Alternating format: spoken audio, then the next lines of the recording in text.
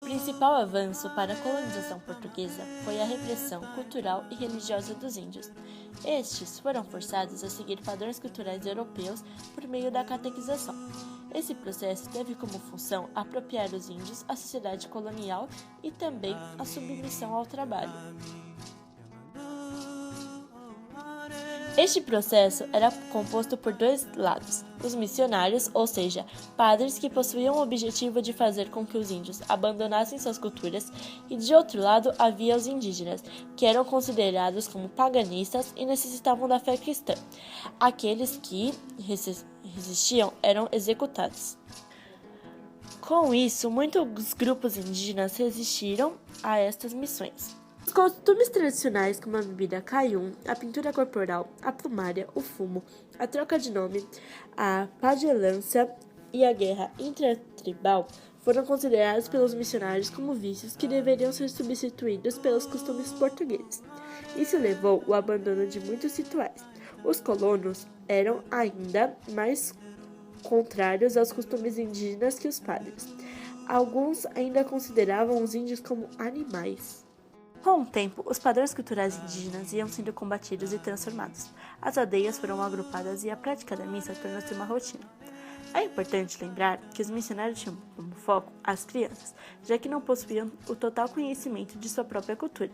Os índios adotaram como uma forma de reagir às repressões ir à caça para exercer seus rituais escondidos dos missionários. Estes, por sua vez, tiveram que tomar medidas cautelosas, já que poderiam revoltar ainda mais os indígenas e serem mortos.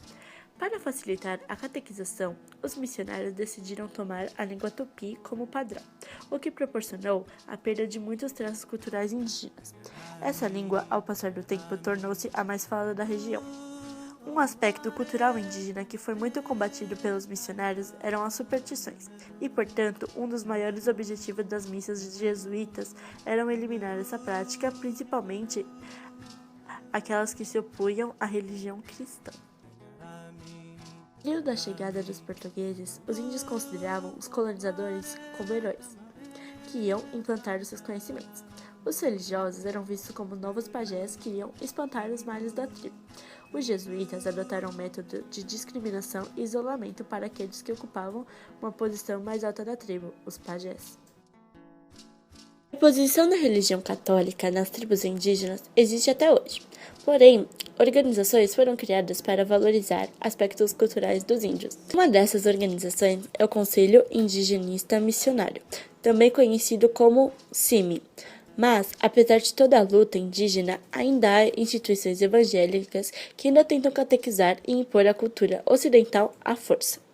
Hoje, esse tipo de imposição é denominada etnocídio, visto que ocorre um homicídio das etnias indígenas, pois as missões jesuítas procuram transformar todos em um só grupo. Um exemplo das instituições associadas de etnocídio é a Missão Novas Tribos do Brasil, MNTB, que atuam principalmente nas regiões indígenas isoladas, que ganharam mais foco a partir da década de 70.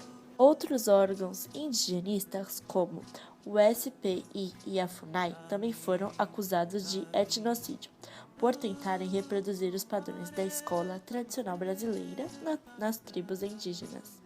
Por fim, a missão Novas Tribos, com a intenção de aparentar um respeito à língua de cada tribo, já traduziu a Bíblia para 25 povos indígenas e, portanto, garante uma expansão muito mais eficaz da religião.